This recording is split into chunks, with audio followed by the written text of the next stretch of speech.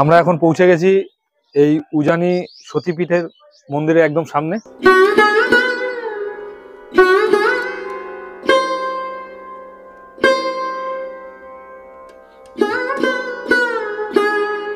সতীমায়ের পবিত্র 11 পীঠের অন্যতম পীঠ।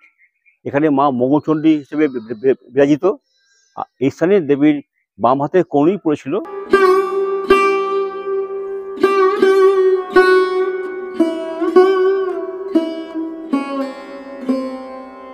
আমরা এখন 51 সতীপীঠের আরো একটা অন্যতম সতীপীঠ এই যোগদ্দা সতীপীঠের একদম মন্দিরের সামনে রয়েছি।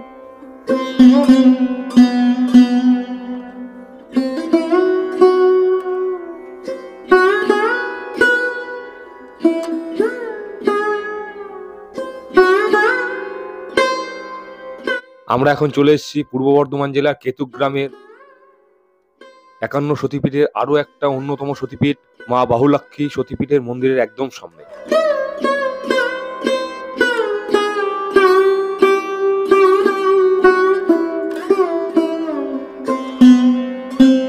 আমরা এখন দাঁড়িয়ে আছি একদম অট্টহাস সতীপীঠ মায়ের মন্দিরের সামনে।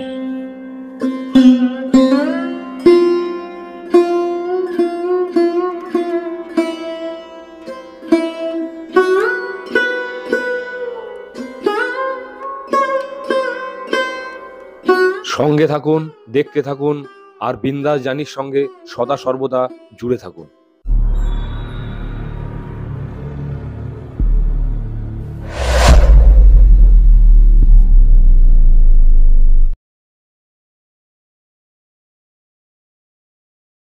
নমস্কার বন্ধুরা, আপনারা সবাই কেমন আছেন? আশা করি সকলে ভালোই আছেন। আমি সোমনাথ, আর আমার সাথে রয়েছে আমার দাদা বিদ্যুৎ দা। আমাদের ইউটিউব চ্যানেল বিন্দাস জানিতে আপনাদের সকলকে স্বাগত জানাই। আরো একটা নতুন ব্লগ ভিডিও নিয়ে আপনাদের সামনে আজ আমরা হাজির হলাম। আজকে আমরা 23 জানুয়ারি 2025 নেতাজির জন্মদিন। সেই দিনটা আমরা হাতে পেয়ে আমরা চলেছি এখন বর্ধমান জেলায়। সেখানে আমরা 4টে সতীপীঠ দর্শন করব। আপনারা আমাদের সঙ্গে থাকুন এবং দর্শন করুন। আজকে আমাদের সঙ্গে আছে আমার বোন আর আমার ভগ্নিপোত। এরা আমাদের সঙ্গে সঙ্গী। আমরা ভাগ্যবান, এদের সঙ্গে নিয়ে আমরা দেখতে পাবো। আমরাও এই দাদার সঙ্গে সোমনাথের সঙ্গে একসঙ্গে ভ্রমণে যাত্রা করছি। আমাদেরও খুব ভালো লাগবে, আপনারা আমাদের সাথে থাকুন।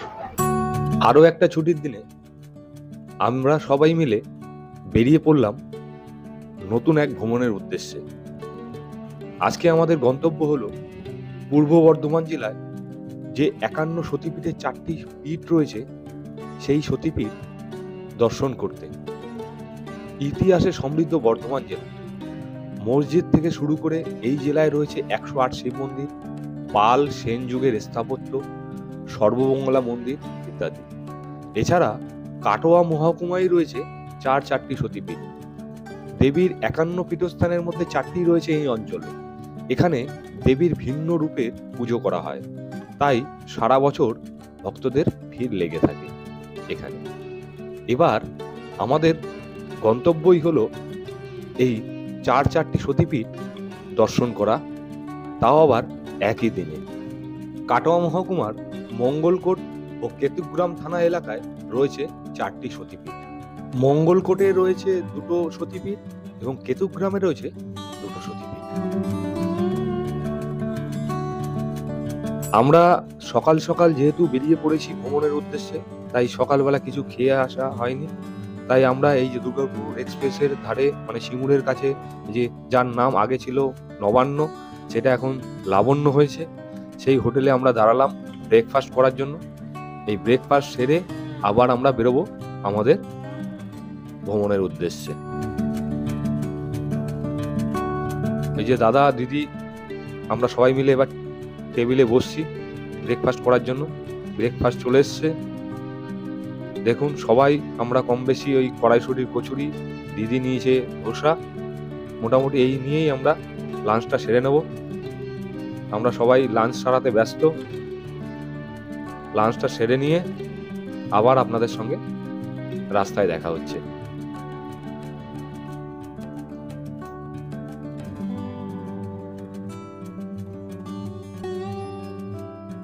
ব্রেকফাস্ট সেরে আবার বেরিয়ে পড়লাম সতীপীঠ দর্শন করার উদ্দেশ্যে। আমাদের প্রথম গন্তব্য হলো পূর্ব বর্ধমান জেলার মঙ্গলকোট অঞ্চলের গোগ্রামে অবস্থিত উজানি সতীপীঠ। আপনারা যারা কলকাতার দিক থেকে আসবেন তারা ডানকুনি হয়ে বর্ধমান হয়ে যাবেন, আমাদেরও ফলো করতে পারেন। আমাদের ভিডিও ডেসক্রিপশন বক্সে আমরা লিঙ্কটি দিয়ে দেবো, সেটিও দেখে আসতে পারেন। তবে আগেই বলে রাখি, পাবলিক ট্রান্সপোর্টে কিন্তু এই 4টি সতীপীঠ দর্শন করা সম্ভব নয়। নিজস্ব গাড়ি নিয়ে আসলে তবেই একদিনে 4টি সতীপীঠ আপনারা দর্শন করতে পারবেন। আর যারা বাইক নিয়ে আসবেন তারাও দর্শন করতে পারবেন। আর যত সকাল সকাল মানে ভোর ভোর বেরোবেন তাহলে এই 4টি সতীপীঠ কভার করে আবার ফিরতে পারবেন। আর চেষ্টা করবেন প্রথমে উজানি সতীপীঠ, তারপরে যোগদা সতীপীঠ, তারপরে বাহুলাক্ষী সতীপীঠ, তারপরে সর্বশেষ অট্টহাস মন্দিরে যাওয়া, সেখানে দুটোর মধ্যে পৌঁছানো। যেহেতু বললাম কেন, কারণ এই সতীপীঠগুলো প্রত্যন্ত গ্রামে বলে অন্যান্য খাবারের দোকান পাওয়াও খুব মুশকিল। শুকনো খাবার আপনারা সঙ্গে রাখবেন। আর এই অট্টহাস মন্দিরে দুটোর মধ্যে গেলে আপনারা মন্দিরের থেকেই ভোগ প্রসাদ পেয়ে যাবেন, তাই কোনো রকম অসুবিধা হবে না। আমরা এখন প্রথম যে সতীপীঠ দর্শন করতে ঢুকছি, এটি তার মূল প্রবেশদ্বার। এই মূল প্রবেশদ্বারের ভিতর দিয়েই আপনাদের প্রবেশ করতে হবে। আমরা এখন পৌঁছে গেছি গ্রামের ভিতরেই, এই উজানি সতীপীঠ মন্দিরের একদম সামনে। আমরা এখন পৌঁছে গেছি এই উজানি সতীপীঠের মন্দিরের একদম সামনে। তো চলুন, এই যে দেখতেই পাচ্ছেন পিছনে আমাদের এই সতীপীঠ মায়ের গেটটি। তো এই মন্দিরের ভিতরে এবার প্রবেশ করব গেট দিয়ে। মন্দিরের ভিতরে পরিবেশ এবং মন্দিরে যে বিগ্রহ মা রয়েছে আমরাও দর্শন করব। আপনারাও আমাদের সাথে থাকুন আর দর্শন করুন। আমরা এবার মন্দিরে প্রবেশ করছি, আসুন আমার সঙ্গে।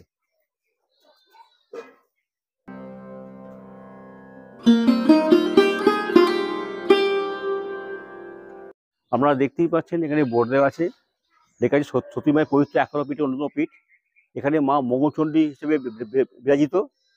এই স্থানে দেবীর বাম হাতে কনুই পড়েছিল, তাই আর এখানকার যে ভৈরব মার সঙ্গে একই সঙ্গে অবস্থান করেন আর মন্দিরের সঙ্গে একই জায়গায় থাকেন। আর ভৈরবের নাম হচ্ছে কপিলেশ্বর। প্রতিনিন্দা সহ্য করতে না পেরে পিতা দক্ষরাজের যজ্ঞস্থলে সর্বসম্মুখে দেহত্যাগ করেন সতী। এর ফলে ক্রুদ্ধ দেবাদিদেব মহাদেব দক্ষরাজের যজ্ঞস্থল পণ্ড করে দেন এবং সতীর দেহ কাঁধে তুলে নিয়ে প্রলয় নৃত্য শুরু করেছিলেন। সৃষ্টিকর্তা প্রমদ বললেন এবং সুদর্শন চক্র দ্বারা সতীর দেহ খণ্ড বিখণ্ড করে দিলেন বিষ্ণু। সতীর দেহ মর্তালোকে 51টি স্থানে ছড়িয়ে পড়ে প্রস্তরখণ্ডে পরিণত হয়। 51টি স্থানে গড়ে উঠল একটি সতীপীঠ তথা শক্তিপীঠ, যা হিন্দুদের পুণ্যভূমি হিসাবে বিশেষভাবে পরিচিতি লাভ পায়। পূর্ব বর্ধমান তথা রাঢ় অঞ্চলের উল্লেখযোগ্য প্রাচীন সতীপীঠ হলো এই গোগ্রামের উজানি সতীপীঠ। পীঠ নির্ণয় তন্ত্র মতে ত্রয়োদশ সতীপীঠ হলো এই উজ্জয়িনী বা উজানি। পীঠ নির্ণয় তন্ত্র অনুসারে এখানে মায়ের বাম কনুই পতিত হয়েছে। উপেক্ষিত এই সতীপীঠ প্রচারের আলোয় আসেনি কখনো, তাই অনেকেই জানেন না এর মাহাত্ম্য। বর্ধমান জেলায় 4টি শক্তিপীঠের মধ্যে একটি হলো এই কোগ্রামের মা মঙ্গলচণ্ডীর মন্দির। অজয় এবং তার শাখা নদী কুনুরের সঙ্গমস্থলে বহু প্রাচীন জনপদ কোগ্রাম। এই অঞ্চলের প্রাচীন নাম ছিল উজানি, সেজন্য এই মন্দিরকে উজানি সতীপীঠও বলা হয়। উজানির উল্লেখ পাওয়া যায় কবি কঙ্কন মুকুন্দ রামের চণ্ডীমঙ্গল আর মনসা মঙ্গল কাব্যে। আর এই মন্দির প্রাঙ্গণ একদম শান্ত নিলিবিলি ও এই অজয় নদীর একদম তীরেই অবস্থিত, এবং এই পাখির কলতান এবং শান্ত নিলিবিলি পরিবেশে এই মন্দির ঘুরলে সত্যি আপনাদের মন ভরে যাবে, অসাধারণ লাগবে। এখানে দেবী মঙ্গলচণ্ডী মাতা মহিষ মর্দিনী রূপে বিরাজমান। মা এখানে দশভুজা। আগে মায়ের বিগ্রহ ছিল অষ্টধাতু নির্মিত, কিন্তু সেটি চুরি যাওয়ার পর থেকেই ছবিতে মায়ের পুজো পাঠ চলত। পরে 1994 সালে কবি কুমুদরঞ্জন মল্লিকের পরিবারের সদস্যরা বর্তমানের কোষ্ঠী পাথর বিগ্রহটি তৈরি করে দেন। উল্লেখ আছে যে কবি কুমুদরঞ্জন মল্লিকের জন্মস্থান এই কোগ্রামে। দেবীর ভৈরব কপিলেশ্বর, আর এর অবস্থান দেবীর পাশেই। ভৈরবের পাশে রয়েছে একটি ব্রজাসন বৌদ্ধ মূর্তি। অনেকের ধারণা এই বৌদ্ধ মূর্তিটি পাল যুগের। এখানে দুর্গাপুজো ও কালী পুজোয় খুব ধুমধাম হয়, কিন্তু আলাদা কোনো মূর্তিতে নয়। প্রতিষ্ঠিত দেবী মূর্তি ও এবং সতীপীঠ হওয়ার কারণে কোনো মূর্তি অথবা নবপত্রিক আনা হয় না, শুধু নতুন ঘট বাড়িয়ে আনা হয়। বছরে এখানে 3 বার ঘট বদল হয়। প্রথম ঘট আসে বৈশাখের শেষ মঙ্গলবার এবং তখন বাৎসরিক পুজো হয়। এরপর দ্বিতীয় ঘট আসে জিতাষ্টমীর পরের দিন, অর্থাৎ যাকে বোধনের ঘট বলা হয়। আর তৃতীয় ঘট আসে দুর্গাপুজোর ষষ্ঠীর দিন সকালে। এখানে বৈশাখ ও জ্যৈষ্ঠ মাসের মঙ্গলবারে চণ্ডী মঙ্গলের পুজো হয়। এখানে বলি প্রথা চালু আছে। দুর্গাপুজোর সপ্তমী এবং অষ্টমীতে চাল কুমড়ো বলি হয়। এছাড়া নবমীতে চাল কুমড়ো, কলা, আখ এবং ছাগ বলি হয়। মঙ্গল কাব্যের কাহিনী অনুযায়ী শ্রীমন্ত সৌদাগর এই স্থান থেকে যাত্রা করে সিদ্ধকাম হয়েছিলেন। এই বিশ্বাসের উপর ভর করে উজানি শক্তিপীঠের প্রতি সাধারণ মানুষের ভক্তি ও বিশ্বাস আজও অমলিন। দুর্গাপুজো ও কালীপুজো ছাড়া কোকগ্রামের বিখ্যাত হচ্ছে উৎসব উজানির মেলা। মনসা মঙ্গল কাব্যে থেকে জানা যায়, উজানি নগরের রাজা তার প্রজাদের মকর সংক্রান্তি স্নানের জন্য কোকগ্রামের অজয় নদের চরকেই বেছে নিয়েছিলেন। প্রতি বছর মাঘ মাসের 1 তারিখে অজয় নদের চরে উজানির মেলা বসে। দোল পূর্ণিমাতেও এখানে বড় উৎসব হয়। এই মায়ের মন্দির সকাল 6টায় খোলা হয় আর দুপুর 12টা অবধি খোলা থাকে। তারপরে 12:30টায় মায়ের মূর্তি আবার বন্ধ হয়ে যায়। আবার খোলে হচ্ছে বিকেল 3টের সময় আর বন্ধ হয় রাত্রি 7টা। যারা পুজো দেবেন মনে করছেন তারা পুজোর সামগ্রী আপনাদের সঙ্গে করে নিয়ে আসতে হবে। যেহেতু গ্রামের ভিতর, এখানে পুজোর সামগ্রীর কোনো দোকান নেই, পান্ডাদের কোনো ঝামেলা নেই, তাই শান্তি নির্বিঘ্নে আপনারা মায়ের মন্দিরে এসে পুজো দিতে পারবেন। যারা ভোগ খেতে চান, এখানে মায়ের মন্দিরে ভোগের ব্যবস্থা আছে। সেই ক্ষেত্রে আপনাদের সকাল 7টা থেকে 10টার মধ্যে ফোন করে বুক করে দিতে হবে, নাহলে আগের দিন করলে ফোন আরও ভালো হয়। ফোন নাম্বারটি আমরা স্ক্রিনে দিয়ে দিলাম। আর এখানে ভোগের মূল্য হচ্ছে 110 টাকা। আর এই মায়ের মন্দিরে আসতে হলে শিয়ালদা কিংবা হাওড়া থেকে ট্রেন ধরে আপনাকে ঘুষকোড়া স্টেশনে নামতে হবে। সেখানে টোটো করে আপনাদের বাস স্ট্যান্ডে আসতে হবে। বাস স্ট্যান্ডের থেকে বাস ধরে আপনাদের এই নতুন হাট কোকগ্রাম বাস স্টপেজে নামতে হবে। সেখান থেকে আপনাদের হাঁটা পথে 15 মিনিট কিংবা টোটো ধরে আপনারা গ্রামের মধ্যে 5 থেকে 7 মিনিটের মধ্যে এই মায়ের মন্দিরে খুব সহজেই চলে আসতে পারবেন। আমরা এইমাত্র উজানি সতীপীঠ দেখে এবার বেরোচ্ছি যোগাদ্দা সতীপীঠ মায়ের মন্দিরের উদ্দেশ্যে। তো চলুন, এবার আবার দেখা হবে আপনাদের সঙ্গে গিয়ে যোগাদ্দা সতীপীঠ মায়ের মন্দিরে। আমরা এবার এই যোগাদ্দা মায়ের মন্দিরের প্রবেশদ্বার দিয়ে আমরা মায়ের মন্দিরের উদ্দেশ্যে এগিয়ে চললাম। চলুন আমরা এবারে মন্দিরের ভেতরে প্রবেশ করি, আসুন।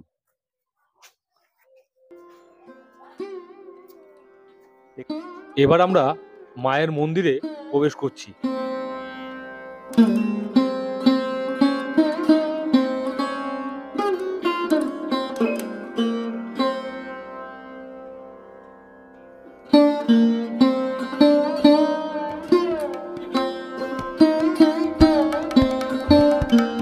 আমরা এখন 51 সতীপীঠের আরো একটা অন্যতম সতীপীঠ এই যোগাদ্দা সতীপীঠের একদম মন্দিরের সামনে রয়েছি।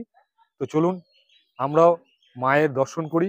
আপনারা আমাদের সাথে থাকুন এবং মাকে এবং মায়ের গর্ভগৃহ দর্শন করুন।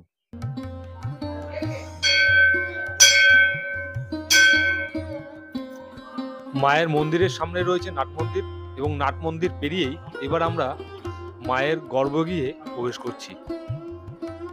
এবার চলুন আমরা এই মায়ের গর্ভগৃহের প্রবেশ পথ দিয়ে ভিতরে গিয়ে গর্ভগৃহটা এবার দর্শন করি। এবার মন্দিরের প্রধান পুরোহিতের কাছ থেকে মন্দিরের ইতিহাস সম্বন্ধে কিছু কথা জেনে নেব। আমি এখানকার পুরোহিত। আমাদের বংশ পরম্পরায় আমরা পূজারি, মায়ের পূজা পার্বণ করি। আর এই যে মন্দির, এটা হচ্ছে গিয়ে 51 পীঠের একটা পীঠ। এখানে সতীদের ডান পায়ে বুড়ো আঙুল করেছিল এবং সেই হিসেবে এটা সতীপীঠ, শক্তিপীঠ এবং সর্বোপরি এখানে সিদ্ধ অনেকে সাধনায় সিদ্ধি লাভ করেছিলেন, সিদ্ধপীঠও এটার মতো। সেই হিসেবে 51 পীঠের একটা অন্যতম পীঠ এটা। এর নাম হচ্ছে ক্ষীরগ্রাম। এটা মঙ্গলপুর থানার অন্তর্গত, কাটোয়া মহকুমা এবং পূর্ব বর্ধমান জেলার অন্তর্গত এই পীঠ। এর আদি ইতিহাস বলতে আপনার বিষ্ণু চক্রে খণ্ডিত সতীদের যে সমস্ত অঙ্গ বিভিন্ন জায়গায় পতিত হয়েছিল, সেই পতিত অংশের মধ্যে এখানে বলছিল সতীদের ডান পায়ের বুড়ো আঙুল। সতীদের ডান পায়ের বুড়ো আঙুল পড়ার পর যেটা রামচন্দ্রের আমলে মহিরাবণ বধ হয়ে যাওয়ার পর মাই আদেশ করেন যে এরকম আমাকে বাবা নিয়ে চলো পৃথিবীর মধ্যস্থল ক্ষীরগ্রামে, কারণ আমার সেবক তো চলে গেল, তাহলে আমার সেবা পূজা করবে। অতএব আমাকে নিয়ে চলো। ক্ষীরগ্রাম পৃথিবীর মধ্যস্থল সতীপীঠ। তখন উনি মাকে মাথায় নিয়ে রাম এবং লক্ষ্মণকে দুই স্কন্ধে নিয়ে আমরা যে মন্দিরে রয়েছি, মন্দিরের গর্ভগৃহে যে সুড়ঙ্গ পথ রয়েছে, সেই সুড়ঙ্গ পথে মাকে নিয়ে আসে। এখানে আসার পর রামচন্দ্র না, সুড়ঙ্গটা আপনার শুধুমাত্র অল্প নিদর্শনটুকু রাখা আছে। আচ্ছা, বহু পূর্বে যখন এসেছে তখন তো বড় ছিল। এবার এই যে সুড়ঙ্গ পথ যেটা রয়েছে, সেই জায়গাটাতেই রত্নবেদী এবং সেই জায়গাতেই প্রত্যেক দিন মায়ের নিত্য পূজা হয় এবং পাশেই ভোগ মন্দির রয়েছে, সেখানে মায়ের নিত্য নৈমিত্তিক আমিষ ভোগের ব্যবস্থা করা আছে। আর যখন এখানে মাকে নিয়ে আসেন রামচন্দ্র, তখন নিয়ে আসার পর বিশ্বকর্মাকে আদেশ করেন। বিশ্বকর্মাকে আদেশ করার পর বিশ্বকর্মা এখানে এক দেবী বা মন্দির নির্মাণ করে। সেই মন্দির পরবর্তী ক্ষেত্রে আপনার বর্ধমানের মহারাজা যখন এখানকার দায়িত্বপ্রাপ্ত হলেন, তখন সেই মন্দিরের তিনি সংস্কার বা আধুনিকীকরণ যাই বলুন সেটা করেছেন। পরবর্তী ক্ষেত্রে মানুষের সহযোগিতা, মানুষের দানে মাকে ভক্তি করার জন্য তারা বিভিন্নভাবে সহযোগিতা করে আজকে সেই জায়গায় আছে, কিন্তু বিভিন্নভাবে তার রূপ দেওয়া হয়েছে। এইভাবেই চলছে, মানুষ আসছেন, মানুষ করছেন, মানুষ দিচ্ছেন, তাদের দানেতেই এইভাবে চলছে। একটা কারণ হচ্ছে যে আমাদের পূজারী বংশেরই হাড়ি পালা, মানে পরপর পরপর পালা হয়ে পালাক্রমে পূজারী ব্রাহ্মণের পালা এলো।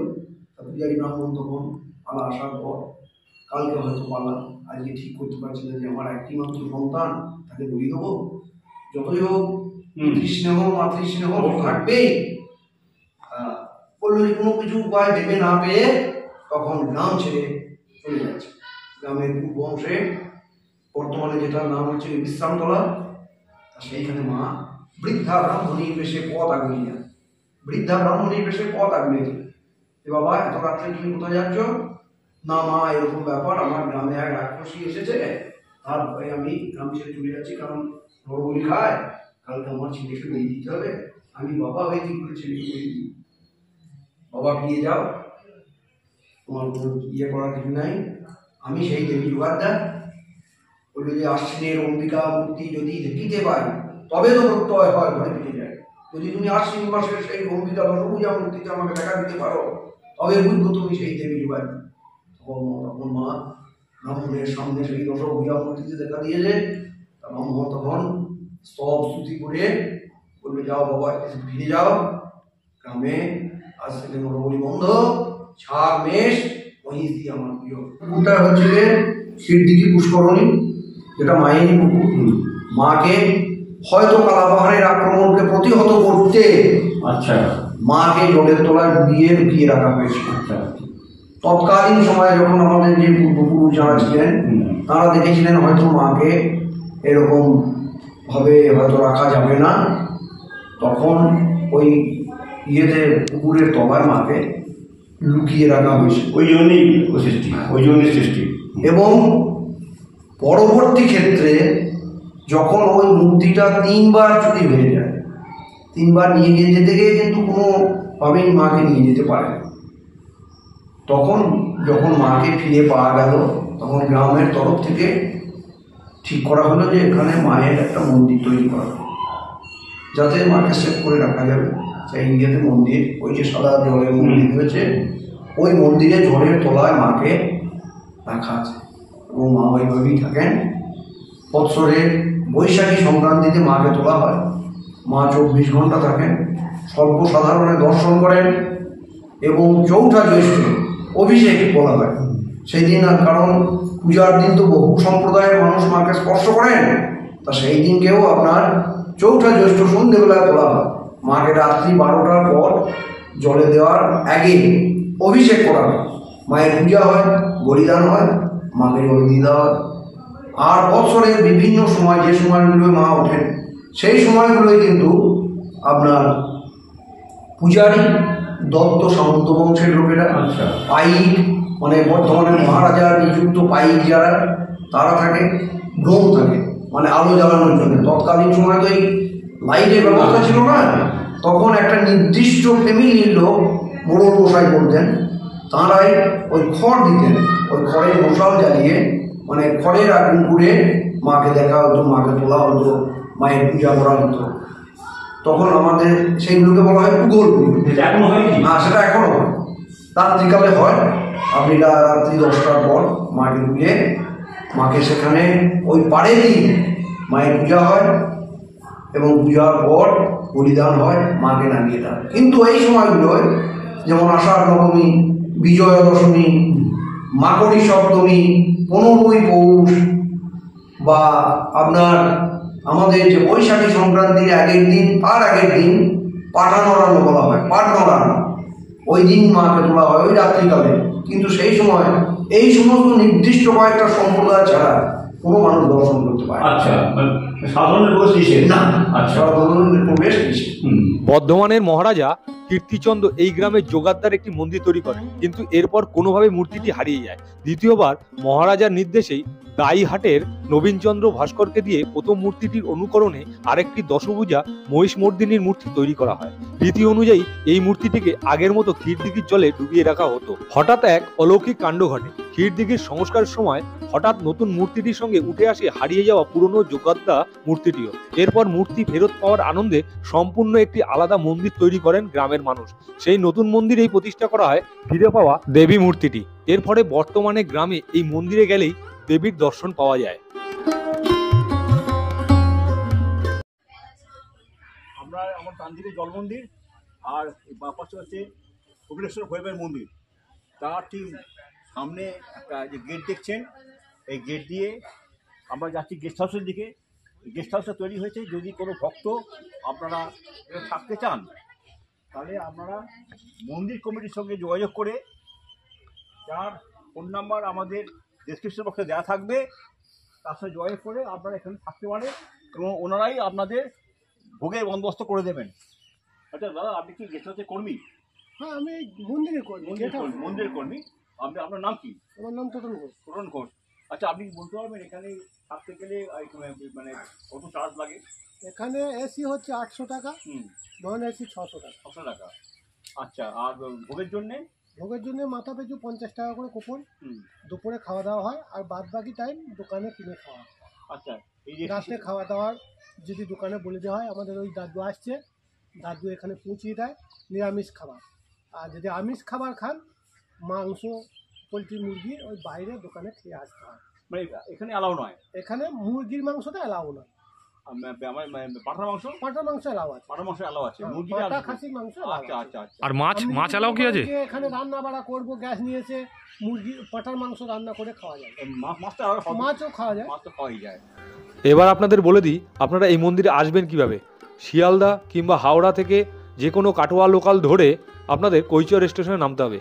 সেখান থেকে অটো বা টোটো করে আপনারা মাত্র 4 কিলোমিটার দূরত্বে এই মন্দির গ্রামের মধ্যেই খুব সহজেই চলে আসতে পারবেন। আমরা এখন এই মঙ্গলকোট অঞ্চলের ক্ষীর গ্রামের এই যোগাদ্দা মায়ের মন্দির দর্শন করলাম।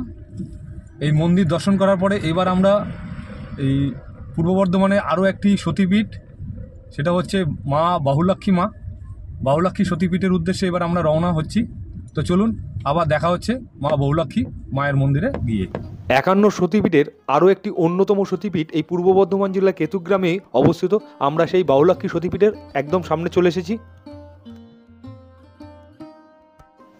চলুন এবার মন্দিরের ভিতরে প্রবেশ করা যাক। সতীর দেহত্যাগের কাহিনী এবং দক্ষ রাজার যজ্ঞ পণ্ড হওয়ার ঘটনা সকলেরই জানা। পিতৃগৃহে প্রতিনিন্দা সহ্য করতে না পেরে সতী মাতা যজ্ঞগৃহেই দেহত্যাগ করেন। এরপর সতীর দেহ কাঁধে নিয়ে ক্রুদ্ধ মহাদেবের তাণ্ডব নৃত্যর ফলে ত্রিভুবন ধ্বংসপ্রাপ্ত হওয়ার উপক্রম হয়। বিষ্ণু সুদর্শন চক্র দ্বারা সতী মায়ের দেহ 51 খণ্ডে বিভক্ত করে দেন। এই 51টি খণ্ড যে সকল স্থানে পড়েছিল সেই স্থানে গড়ে ওঠে এক একটি সতীপীঠ তথা শক্তিপীঠ। তা হয়ে ওঠে পবিত্র পুণ্যভূমি ও তীর্থক্ষেত্র। পীঠ নির্ণয় তন্ত্রমতে দেবীর বাম বাহু পড়েছিল বহুলায়। পূর্বে কেতুগ্রামকে বেহুলা বা বাহুলা নামে ডাকা হতো। পরবর্তীকালে রাজা চন্দ্রকেতুর নামানুসারে গ্রামের নাম হয় কেতুগ্রাম। রাজা চন্দ্রকেতু কার্তিক ও গণেশ সহ বহুলা মাতার পাথরের মূর্তিটি প্রতিষ্ঠা করেছিলেন। বর্ধমানের কেতুগ্রামে অজয় নদীর তীরে মাতা বহুলা মন্দিরটি অবস্থিত। কেতুগ্রামের অধিষ্ঠাত্রী দেবী হলেন বহুলা মাতা। এখানে মাতা বহুলাক্ষী দেবী ও ভৈরব ভীরুক। পীঠ নির্ণয় তন্ত্র মতে এই শক্তিপীঠকে দ্বাদশ শক্তিপীঠ হিসাবেও উল্লেখ করা হয়েছে। অন্যান্য সতীপীঠের মতো এই মন্দিরের সঙ্গে ভৈরব অবস্থান করেন না। গ্রামের অন্যদিকে অজয় নদীর তীরে শ্মশানে মরাঘাট মহাপীঠ নামে একটি মন্দিরে ভৈরব ভীরুক অবস্থান করেন। ভারতচন্দ্র অন্নদামঙ্গল কাব্যগ্রন্থে লিখেছেন, বাহুলায় বাম বাহু ফেলুলো কেশব, বেহুলা চণ্ডিকা তাহে ভীরুক ভৈরব। এখানে দেবী চতুর্ভুজা, পদ্মের উপর বিরাজমান। এক হস্তে ধরে আছেন চিরুনি, অন্য হস্তে ধারণ করে আছেন দর্পণ, বাকি দুই হস্তে বর ও অভয় মুদ্রা। কিন্তু দেবীর এই রূপ দর্শন করা যায় না, কারণ দেবী মূর্তি সম্পূর্ণভাবে সুন্দর করে কাপড়ে ঢেকে রাখা হয়। শুধুমাত্র মুখ ছাড়া অন্য কোনো অঙ্গ দর্শন করা যায় না। গবেষকদের মতে দেবীর নাম এখানে ললিতা। দেবী মাতা এখানে যুগ্মভাবে দুর্গা ও কালী এই দুই রূপেই পূজা পেয়ে থাকেন।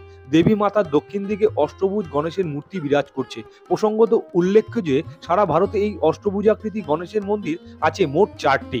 দেবীর বাম দিকে বিরাজ করছেন কার্তিক। বহুকাল আগে রাও পদাধিকারী এই মন্দিরের সেবায়েতের কাজে নিযুক্ত ছিলেন। সেই ধারাবাহিকতা বজায় রেখে এখন রায়েরা বংশধরের দেবী মাতার সেবায়েতের কাজ করে আসছেন। এখানে একটি পবিত্র কুণ্ড বা পুকুর বর্তমান, এর জলে ডুব দিলে সর্বরোগ সেরে যায় বলে জনশ্রুতি। সারা বছর দেবীর নিত্য পুজো হয়, প্রত্যহ দেবীকে অন্নভোগ দেওয়া হয়। অত্যন্ত শান্ত এবং নিরিবিলি পরিবেশে মন প্রশান্তিতে ভরে ওঠে এই মন্দির এলে।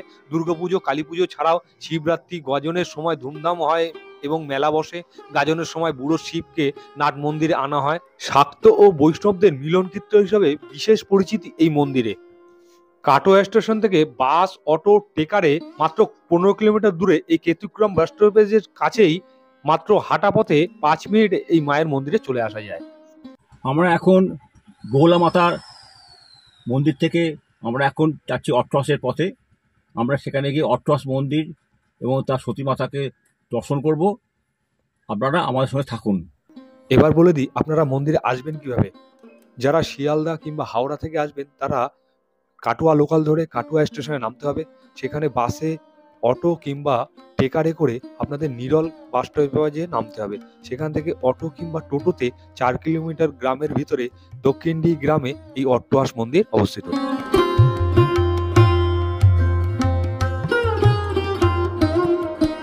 আমরা এখন দাঁড়িয়ে আছি একদম অট্টহাস সতীপীঠ মায়ের মন্দিরের সামনে। তো এবার চলুন আমরা মায়ের মন্দিরের ভিতরে প্রবেশ করি। এর গর্ভগৃহের ভিতরে মা যে অধিষ্ঠান করছেন আমরাও দর্শন করছি। আপনারাও আমাদের সাথে থাকুন আর দর্শন করুন।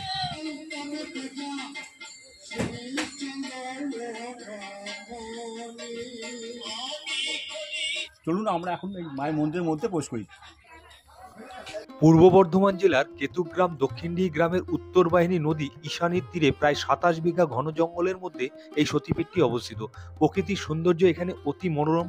চেনা অচেনা নানান গাছে রং বেরঙের প্রজাপতি, হরিণ, কত রকমের পাখি, শিয়ালের ডাক মন ভালো করে দেবেই। এই অট্টহাস মন্দির অন্তত 300 বছরের প্রাচীন। মন্দিরে আপনি এগিয়ে এসেই সামনে প্রথমেই দেখবেন অতিথি নিবাস। এখানে আপনারা ইচ্ছে করে থাকতে পারবেন। আর নিচেই যাচ্ছে পুলিশ ক্যাম্প, যাতে এখানে আপনার নির্ভয়ে আপনারা রাত্রি যাপন করতে পারেন। আর পাশে আছে অ্যাম্বুলেন্স ব্যবস্থা আছে। কোনো অসুস্থ হলে সেখানে আপনার হসপিটালে নিয়ে যাওয়ার কোনো অসুবিধে নেই। আমরা এবারে অতিথি নিবাসের ডান সাইড দিয়ে যে রাস্তাটা গেছে, আসুন আমরা এই রাস্তা দিয়ে এগিয়ে যাই মূল মন্দিরে, মূল ফটকের দিকে। আসুন। আমরা এখন মন্দিরের ভিতরে অংশে পৌঁছে গেছি। এবার মূল মন্দিরে ঢোকার আগে আরেকটা গেট দেখতে পেলাম, এই যে দেখতেই পাচ্ছেন আমাদের পিছনে রয়েছে। এবার এই গেট থেকে ভিতরে প্রবেশ করে এবার আমরা মূল মন্দিরের দিকে এগিয়ে যাব। তো চলুন এগিয়ে যাই মূল মন্দিরের দিকে। পূর্ব বর্ধমান জেলার কেতুগ্রামে রয়েছে এই সতীপীঠ। কথিত রয়েছে এখানে দেবীর সতীর নিচের ঠোঁট পতিত হয়েছিল, সেই থেকেই নাম হয় অট্টহাস। মনে হচ্ছে আপনার মহাদেব স্বয়ং কৈলাসগিরির ওপর বসে আছেন।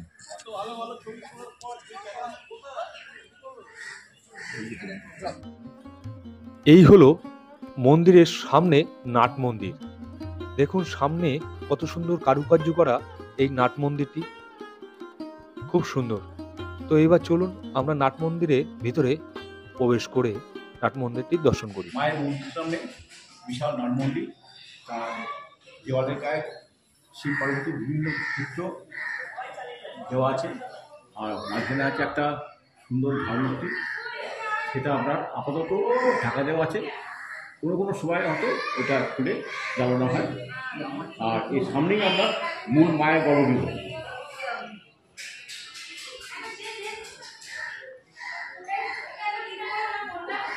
এই নাট মন্দির পেরিয়েই সামনের দিকে কিছুটা এগোলেই ওই যে সামনে দেখতে পাচ্ছেন, এটি হলো মায়ের মূল মন্দির। এইমাত্র আমরা পুজো দিয়ে এলাম। মায়ের গর্ভগৃহে মোবাইলে ফটো তোলা নিষিদ্ধ, তাই দূর থেকেই আপনাদের দেখানোর চেষ্টা করছি।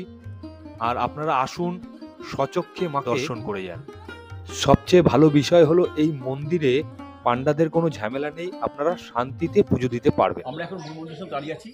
আমরা দূর থেকে ওই গর্ভগৃহের ছবি আমরা দেখালাম, কিন্তু যেহেতু আপনার মূল মন্দিরের ছবি তোলা নিষিদ্ধ, আর এর ডান দিকে আপনার ভৈরব, মায়ের ভৈরব, এখানে ওনার নাম বিশ্বেশ্বরের নামে পরিচিত। এই আমরা দর্শন করলাম, আমরা আমাদের সঙ্গে দর্শন করুন।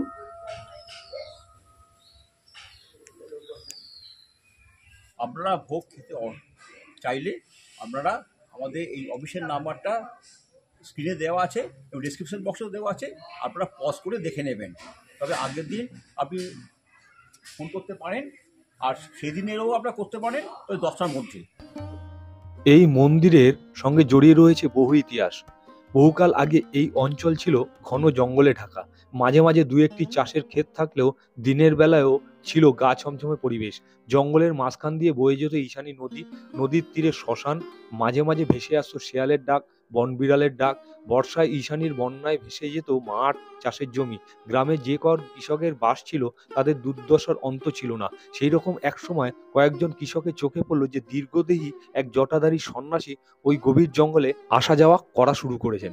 এক বছর প্রবল বন্যায় যখন মাঠ ঘাট, ধান জমি সব ভেসে গেছে, চাষিদের মাথায় হাত, তখন শরতের দুর্গাপূজার মহাষষ্ঠীর উষালগ্নে হঠাৎ সেই সন্ন্যাসীর দর্শন পায় গ্রামবাসীরা। চোখের জলে ভেসে তাদের দুর্দশার কথা শোনালো তাকে। যদি তাদের দুর্দশার কোনো শুরু হয়, সব শুনে সন্ন্যাসী তাদের বললেন, তোমরা অতি ভাগ্যবান, কারণ এই স্থান শক্তিপীঠ, এখানে তোমরা জন্মেছ, দেবীর কৃপাতেই তোমাদের দুঃখ ঘুচবে।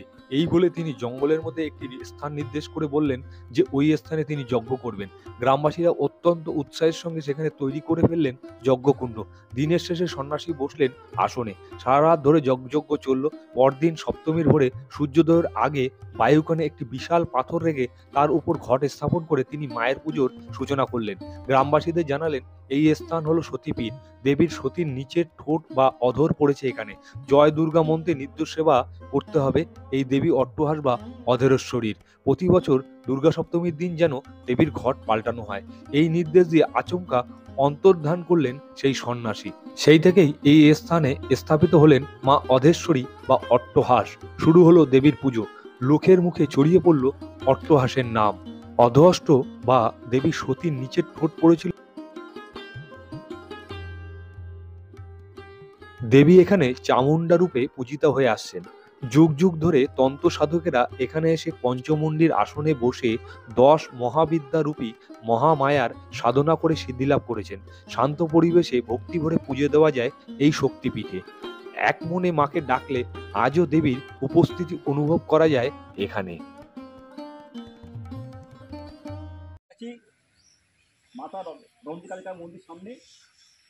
এটা বহু পূর্বে আপনার ডাকাতরা এই স্থানে যখন ছিল তখন এখানে মায়ের পুজো দিয়ে ডাকাত করতে যেত। এখন কালের নিয়মে আস্তে আস্তে এগুলো অবলুপ্ত হয়ে গেছে। এখন মা কিন্তু সেই নিয়মেই এখনো পূজিত হন। আমরা এখন রটন্তিকালী মায়ের মন্দিরের ভিতরে মানে গর্ভগৃহে যে মা রয়েছে দেখতে যাচ্ছি। আমরাও দেখছি, আপনারাও দেখুন।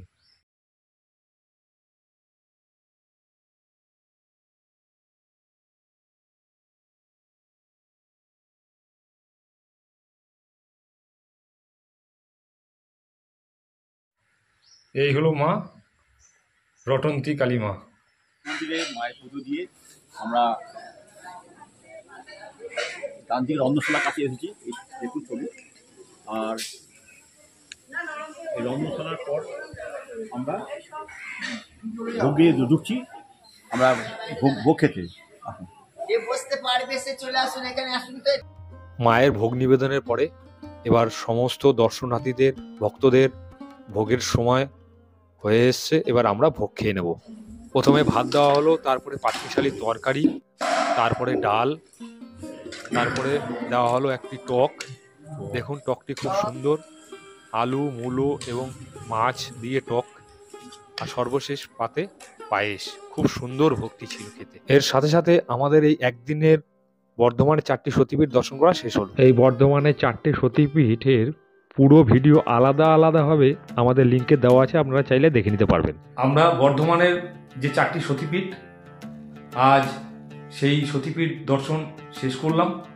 শেষ করার পরে আমরা এখন রয়েছি হচ্ছে প্রান্তিক, যে বোলপুরের কাছে, প্রান্তিকের কাছে আমাদের পুনর্নির্ধারিতভাবে ঠিক ছিল এই হোটেলটি বুক করা। সেই হোটেলেই আমরা রয়েছি রাত্রে। তো আমাদের হোটেলটির নাম হচ্ছে সোনারতরী। তো এই হোটেলেই আমরা এখন রাত্রি যাপন করছি। তো আমরা মানে বুঝতেই পারছেন ভ্রমণের মধ্যে রয়েছি, মোটামুটি ঠিকঠাকভাবে এডিটিংও ঠিকঠাকভাবে করতে পারছি না, তবুও তার মধ্যে যেটুকু পারছি সেটা করে দেওয়ার চেষ্টা করছি। আপনারা দেখুন, এবং আমরা আগামী দিন মানে নেক্সট ডে আমাদের বীরভূমে যে কয়েকটি সতীপীঠ আছে সেগুলো দর্শন করার উদ্দেশ্যে বেরোবো। আপনারাও আমাদের সাথে থাকবেন এবং আমাদের এই ভিডিওর মাধ্যমে আপনারাও ওই পীঠগুলো দর্শন করবেন। এই কথাটা আমরা আপনাদের কাছে বারবার বলি, আপনারা কাইন্ডলি আমাদের চ্যানেলটি সাবস্ক্রাইব করবেন আর পাশে রাখা বেল আইকনটি বাজাবেন, যাতে আমাদের ভিডিও দেওয়ার সঙ্গে সঙ্গে আপনাদের কাছে আমাদের ভিডিও চ্যানেলটি চলে যায় এবং আপনারা ওই ভিডিওটি দেখে নিতে পারেন। তাই আপনাদের কাছে একান্ত অনুরোধ, ভিডিওগুলো পুরো দেখবেন এবং কমেন্টস করে অবশ্যই জানাবেন যে আপনাদের ভিডিওটি কেমন লাগলো। আর কোনো যদি ত্রুটি থাকে সেগুলোও জানাবেন, তা আমরা শুধরে দেওয়ার চেষ্টা করব। কি আর আমাদের ঐকান্তিক ইচ্ছে, আপনারা আমাদের বিন্দাস জার্নির সঙ্গে থাকুন, আমাদের আরো কাজ করতে উৎসাহিত করুন।